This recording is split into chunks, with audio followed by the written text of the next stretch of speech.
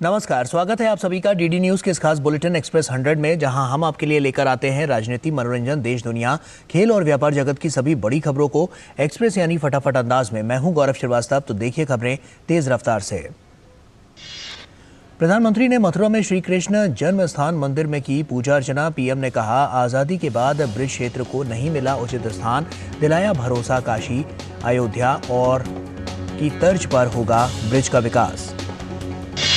प्रधानमंत्री मथुरा में संत मीराबाई जन्मोत्सव में हुए शामिल। कहा, नारी का आत्मबल पूरे संसार को दिशा देने का रखता है सामर्थ्य। नरेंद्र मोदी पहले प्रधानमंत्री हैं जिन्होंने जन्मस्थान पहुंचकर पूजा की। इससे पहले देश के किसी भी प्रधानमंत्री ने कृष्ण जन्मस्थान के दर्शन नहीं किए हैं। वासुदेव श्री कृष्ण का जन्म इसी स्थान पर हुआ था। उस वक्त माता देवकी कंस की कैद में थी। प्रधानमंत्री एक प्रदर्शनी का भी उन्होंने अवलोकन किया। प्रधानमंत्री मोदी ब्रिज रस उत्सव में भी शामिल हुए और ये महोत्सव मीराबाई की 525वीं जयंती के अवसर पर मनाया जा रहा है। मीराबाई 16वीं सदी की कावित्री व भगवान कृष्ण की अनन्य उपासक थी। बचपन से ही वे कृष्ण भक्ति में इस कदर लीन थी कि उन्होंने लौकिक बंधनों को तोड़ दिया। चित्तौड़, मेड़ता, उसके बाद वृंदावन, द्वारिका तक मीराबाई ने यात्रा की। इस दौरान वे कृष्ण भक्ति में रमी रही। प्रधानमंत्री ने संत मीराबाई के जन्मोत्सव के अवसर पर स्मारक डाक टिकट और 525 रुपए का एक विशेष सिक्का भी जारी किया। प्रधानमंत्री ने कहा कि जब जब भारत की देश की चेतना पर प्रहार हुआ, तब तब किसी न किसी योद्धा या संत ने जागृत ऊर्जा पुंज को थामे रखा। प्रधानमंत्री ने विश्वास जताया कि जल्द ही ब्रिज भूमि में भी श्रद्धालुओं को दिव्य दर्शन लाभ होगा। साथ ही काशी और अयोध्या की तरह पूरे क्षेत्र का विकास पूरा होगा। दरअसल ये कार्यक्रम मीराबाई की याद में साल भर चलने वाले कार्यक्रमों की शुरुआत का भी प्रतीक होगा। मीराबाई को भगवान श्री कृष्ण के प्रति उनकी भक्ति के लिए जाना जाता है। मीराबाई ने कई भजनों व छंदों की रचना की जो आज भी लोकप्रिय है। ब्रज भूमि को असाधारण धरती बताते हुए प्रधानमंत्री ने कहा कि ब्रज की रज पूरी दुनिया में पवित्र है और जिसके कण कण में राधा और कृष्ण समाये हुए हैं। विश्व तीर्थ का लाभ सिर्फ यहाँ आने भर से मिल जाता है। मुख्यमंत्री योगी आदित्यनाथ ने कहा कि पिछले 9 वर्षों में देश ने एक नए भारत का दर्शन किया, जिसका अंतर्राष्ट्रीय मंच पर मान बढ़ा है। उन्होंने कहा कि नए भारत को अपने विरासत पर गर्व होना चाहिए। इस अवसर पर भाजपा सांसद और अभिनेत्री हेमा मालिनी ने कहा कि प्रधानमंत्री मोदी के नेतृत्व में उन्होंने मथुरा में सांसद के रूप में प्रतिनिधित्व किया। उन्होंने भी ब्रिज धाम को सबसे बड़ा धाम बताया। उत्तरकाशी के सिलगियारा टनल में रेस्क्यू ऑपरेशन जारी है। मजदूरों को बचाने के लिए केंद्र और राज्य सरकार की एजेंसियां दिन रात काम कर रही हैं। नई दिल्ली में राष्ट्रीय आपदा प्रबंधन प्राधिकरण की ओर से ऑपरेशन के बारे में बताया गया कि सुरंग में फंसे मजदूरों के लिए दवाइयां और कपड़े भेजे गए हैं। टनल में ऑक्सीजन की कोई कमी नहीं है। वहीं पीएमओ के पूर्व सलाहकार भास्कर खुलबे ने कहा है कि 46.1 मीटर तक पहुंच गए हैं। जिस बाधा के कारण कल रात समस्या हुई थी, उसे पहले ही हटा दिया गया है। रेस्क्यू ऑपरेशन के नोडल अधिकारी नीरज खैरवाल ने कहा है कि मजदूरों को बाहर निकालने के साथ उनके खाने पीने और मानसिक व शारीरिक स्वास्थ्य का भी पूरा ध्यान रख रहे हैं। सुरंग में आपदा और राहत कार्य देख रहे अंतर्राष्ट्रीय टनल विशेषज्ञ डॉक्टर अर्नोल्ड डिस्क ने कहा है कि मजदूरों को जल्द बाहर निकालने में कामयाब होंगे। प्रधानमंत्री नरेंद्र मोदी रोज घटनाक्रम की जानकारी ले रहे हैं। गुरुवार को भी उन्होंने मुख्यमंत्री पुष्कर सिंह धामी को फोन किया और राहत और बचाव कार्यों की जानकारी ली। केंद्रीय सड़क एवं राजमार्ग मंत्री जनरल वीके सिंह और मुख्यमंत्री पुष्कर सिंह धामी ने घटनास्थल पर पहुंचकर बचाव कार्यों का निरीक्षण किया। उत्तराखंड के मुख्यमंत्री पुष्कर सिंह धामी ने सिलकियारा में सुरंग में फंसे मजदूरों गब्बर सिंह नेगी और सबा अहमद से फोन पर बात की और उनका वहां पर हालचाल जाना और उन्हें सुरक्षित बाहर निकालने के लिए तेज गति से चल रहे रेस्क्यू ऑपरेशन के बारे में भी जानकारी दी। इलेक्ट्रॉनिक्स और आईटी मंत्री अश्विनी वैष्णव ने गुरुवार को डीप फेक पर प्रभावी प्रतिक्रिया सुनिश्चित करने की आवश्यकता पर शिक्षा जगत, उद्योग निकायों और सोशल मीडिया कंपनियों के प्रतिनिधियों से विचार विमर्श किया। चर्चा के दौरान इस बात पर सहमति बनी कि सरकार, शिक्षा जगत, सोशल मीडिया कंपनियों और national association of software and service companies संयुक्त रूप से डीप फेक का जवाब देने की दिशा में काम करेंगे। बैठक में इस बात पर भी सहमति हुई कि अगले 10 दिनों के भीतर निम्नलिखित 4 स्तंभों पर कार्रवाई योग्य वस्तुओं की पहचान की जाएगी। ऐसी सामग्री पोस्ट करने से पहले और बाद में डीप फेक सामग्री का पता लगाया जाना चाहिए। डीफेक सामग्री के प्रसार को रोकने के लिए एक प्रभावी तंत्र होना चाहिए, जिसके लिए प्रभावी और शीघ्र रिपोर्टिंग और शिकायत निवारण तंत्र का उपलब्ध होना जरूरी है। डीफेक के मुद्दे पर व्यापक जागरूकता फैलाने पर जोर दिया गया। अश्विनी वैष्णव ने कहा कि इस खतरे से निपटने के लिए नए रेगुलेशन की जरूरत है, जिस पर जल्द ही कार्रवाई शुरू होगी और आगामी कुछ हफ्तों में नियमों के मसौदे को लेकर इसे तैयार किया जाएगा। दरअसल डीफेक में आर्टिफिशियल इंटेलिजेंस का इस्तेमाल करते हुए किसी तस्वीर या वीडियो में मौजूद व्यक्ति की जगह किसी दूसरे को दिखा दिया जाता है। इसमें इतनी समानता होती है कि असली और नकली में अंतर करना काफी मुश्किल होता है। जम्मू और कश्मीर के राजौरी में जारी मुठभेड़ में सुरक्षा बलों ने लश्कर-ए-तैयबा के 2 आतंकवादी नेता को मार गिराया। आतंकवादी पाक नागरिक हैं और उसकी पहचान कारी के रूप में की गई है। कारी नाम के आतंकवादी को पाकिस्तान और अफगान मोर्चे पर प्रशिक्षित किया गया है और वो पिछले 1 साल से अपने समूह के साथ राजौरी पुंछ में सक्रिय था। कारी को डांगरी और कंडी हमलों का मास्टरमाइंड भी माना जाता है। वो आईईडी में स्पेशलिस्ट था और गुफाओं से छिपकर काम करने वाला ट्रेंड स्नाइपर भी रहा था।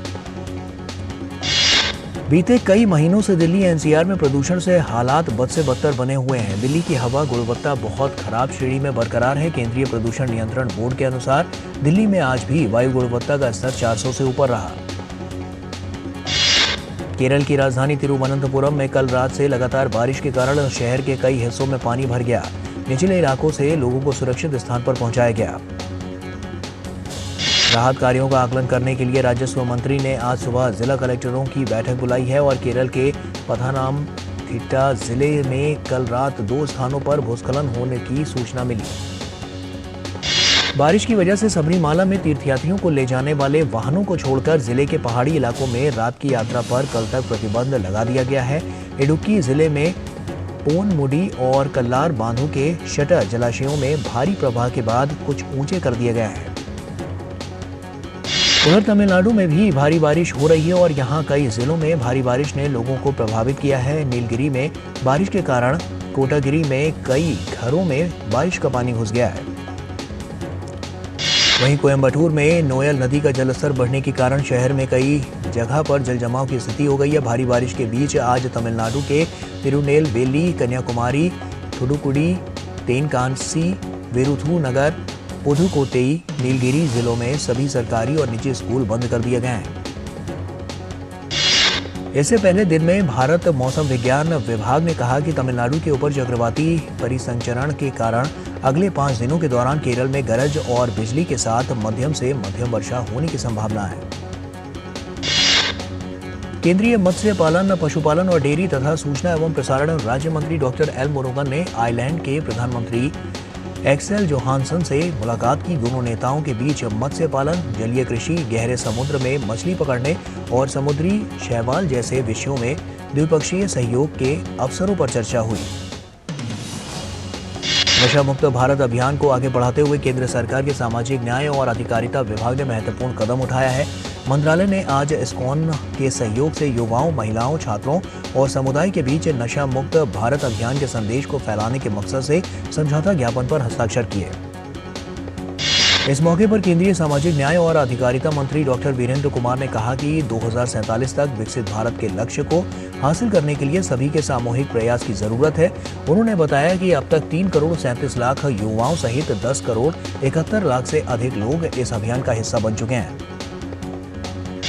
श्रीलंका की जेल से रिहा हुए तमिलनाडु के 15 मछुआरे आज सुबह चेन्नई हवाई अड्डे पर पहुंचे और ये सभी मछुआरे मछली पकड़ने के लिए रामेश्वरम से निकले थे, लेकिन कथित रूप से श्रीलंकाई जल क्षेत्र प्रवेश करने के कारण उन्हें पकड़ लिया गया था।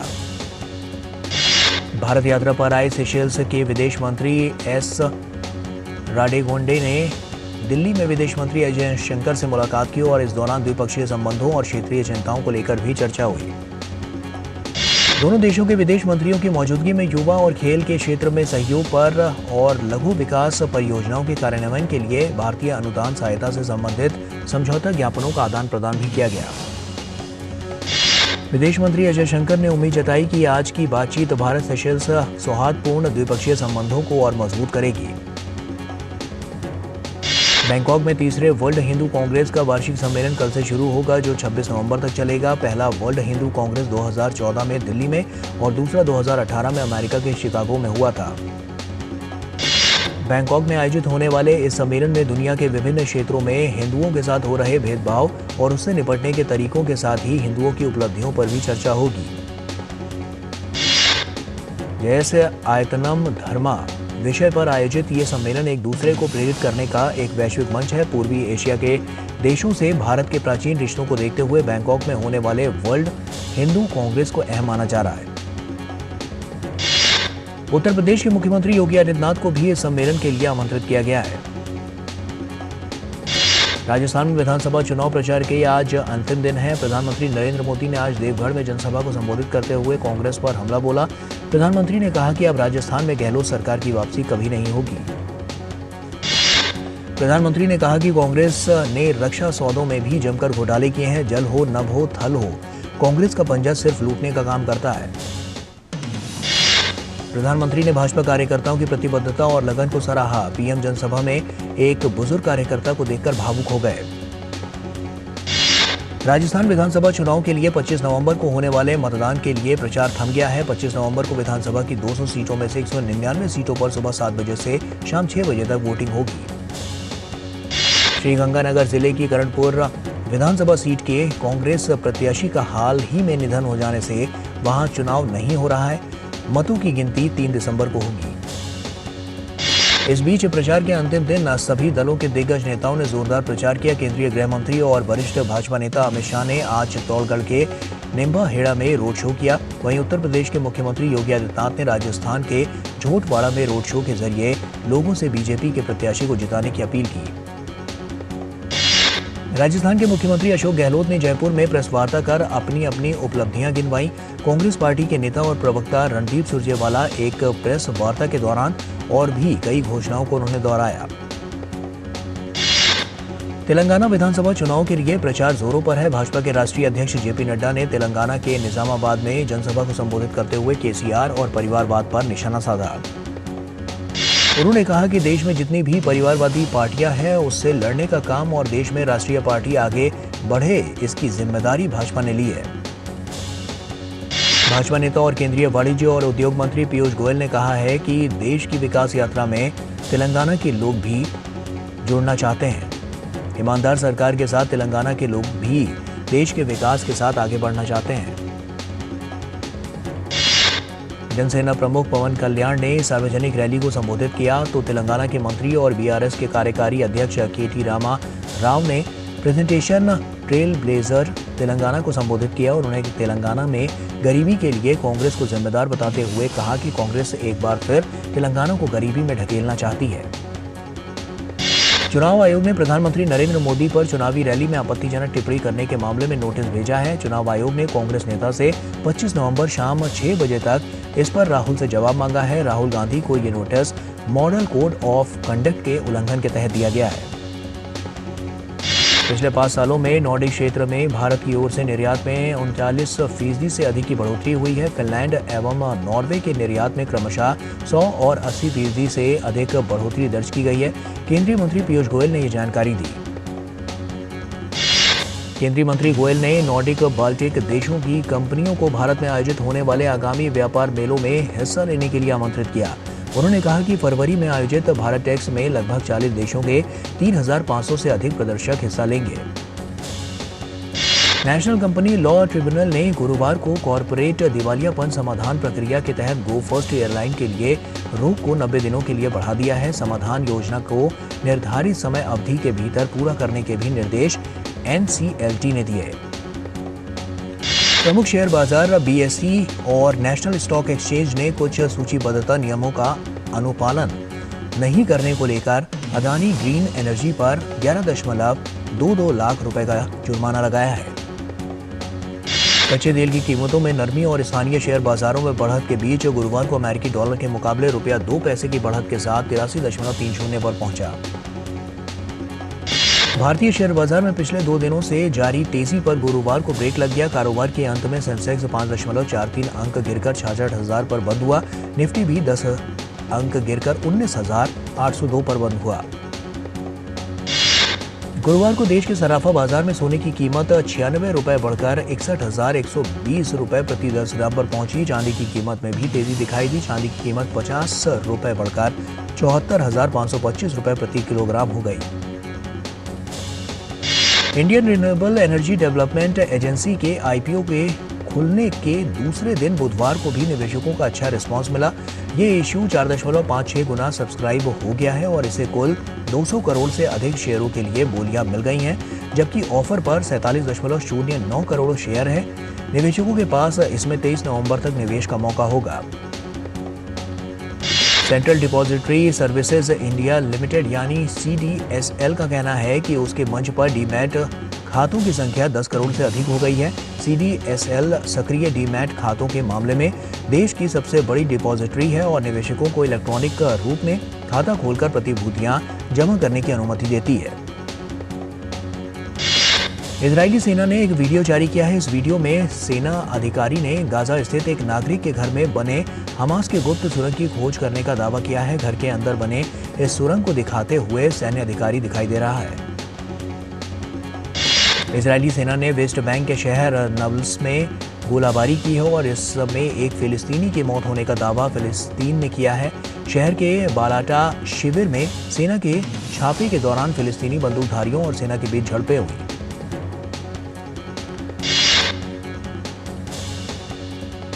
जर्मनी ने हमास के साथ साथ फिलिस्तीन समर्थक समूह सेमीडोन की गतिविधियों पर हाल ही में लगाए गए प्रतिबंध के संबंध में गुरुवार को 15 जगह पर छापेमारी की। जर्मनी के आंतरिक मंत्रालय ने बयान में कहा है कि प्रतिबंधित संगठनों की अवैध संरचनाओं पर कार्रवाई के उद्देश्य से छापेमारी की गई। इजराइल हमास के बीच संघर्ष विराम पर इजरायली सैन्य प्रमुख लेफ्टिनेंट जनरल हर्जी हलेवी ने का बयान सामने आया है। उन्होंने कहा है कि हम इस युद्ध को खत्म नहीं कर रहे हैं। हमास पर जमीनी कार्रवाई से दबाव बनाना जरूरी है। इससे अपराध बंधकों की रिहाई के लिए स्थितियां बन सकती हैं।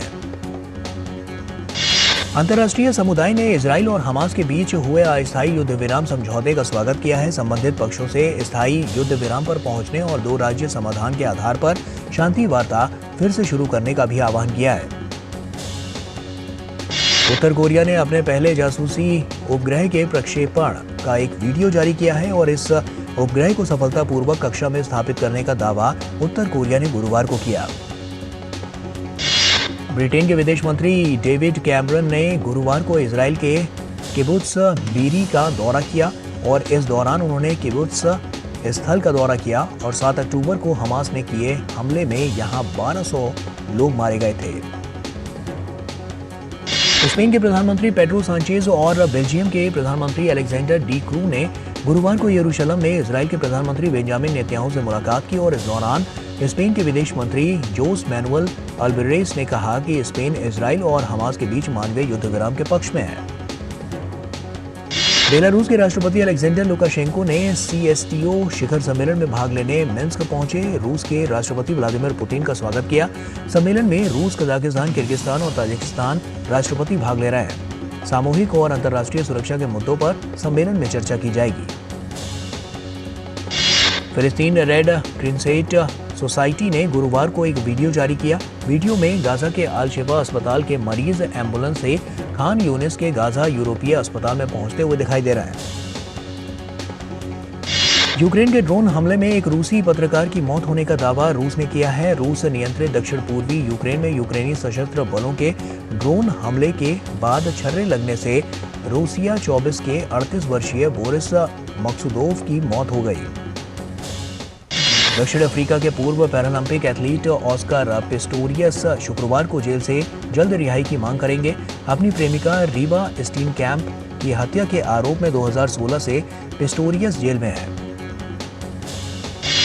चीन के विदेश मंत्री वांग यी ने गुरुवार को बीजिंग में जापान की कोमिटो पार्टी के नेता नात्सुओ यामागुची के नेतृत्व में एक प्रतिनिधिमंडल से मुलाकात की। चीनी राष्ट्रपति शी जिनपिंग ने हाल ही में जापानी प्रधानमंत्री फुमियो किशिदा के साथ द्विपक्षीय संबंध, रणनीतिक और दिशात्मक मुद्दों पर गहन बातचीत की थी।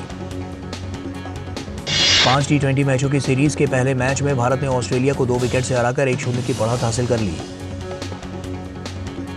पहले बल्लेबाजी करते हुए ऑस्ट्रेलिया ने 3 विकेट पर 208 रन बनाने में सफलता पाई। ऑस्ट्रेलिया के लिए जोश इंग्लिश ने 11 चौके और 8 छक्के की मदद से 110 रनों की पारी खेली। क्रिकेट विश्व कप के समापन के बाद आईसीसी ने पहली वनडे रैंकिंग जारी कर दी है। ताज़ा रैंकिंग में भारतीय खिलाड़ियों को जबरदस्त फायदा हुआ है। वनडे रैंकिंग में पहले स्थान पर टीम इंडिया के ओपनर शुभमन गिल मौजूद हैं। विश्व कप में शानदार प्रदर्शन करते हुए 765 रन बनाने वाले विराट कोहली एक स्थान के फायदे के साथ रैंकिंग में तीसरे स्थान पर पहुंच गए हैं। कोहली अब शीर्ष पर काबिज शुभमन से सिर्फ 35 रेटिंग पॉइंट पीछे हैं। टीम इंडिया के कप्तान रोहित शर्मा ने चौथे स्थान पर अपनी स्थिति मजबूत कर ली है। रोहित ने विश्व कप में शानदार प्रदर्शन करते हुए 597 रन बनाए थे। गेंदबाजी रैंकिंग में तीसरा और चौथा स्थान भारतीय गेंदबाज वहां पर जमे हुए हैं। मोहम्मद सिराज जहां तीसरे, वहीं जसप्रीत बुमराह चौथे स्थान पर मौजूद हैं।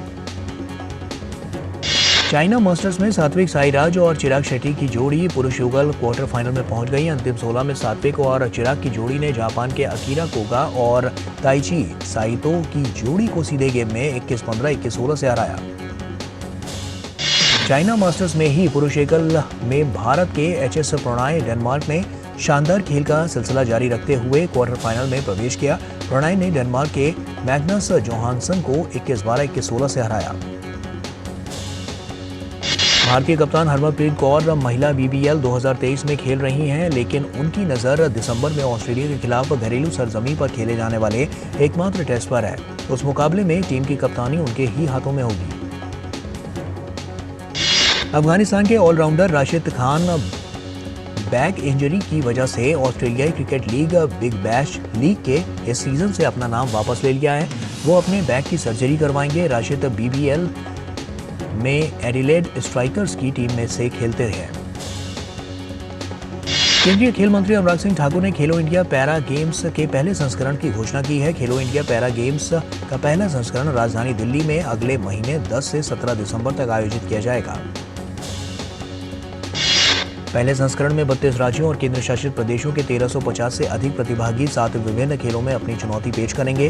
केंद्रीय खेल मंत्री ने कहा है कि ये खेल पैरा स्पोर्ट्स को बेहतर बनाने और पैरा एथलीटों की पहचान करने के साथ उनकी सहायता करने में एक गेम चेंजर साबित होंगे। युवा खिलाड़ी अनाहत सिंह ने सीनियर राष्ट्रीय स्क्वॉश चैंपियनशिप के महिला एकल का खिताब जीत लिया है। 15 साल की अनाहत के खिलाफ फाइनल में तन्वी खन्ना चोट के कारण बीच मैच से हट गई। वो ये उपलब्धि हासिल करने वाली दूसरी सबसे युवा खिलाड़ी बनी।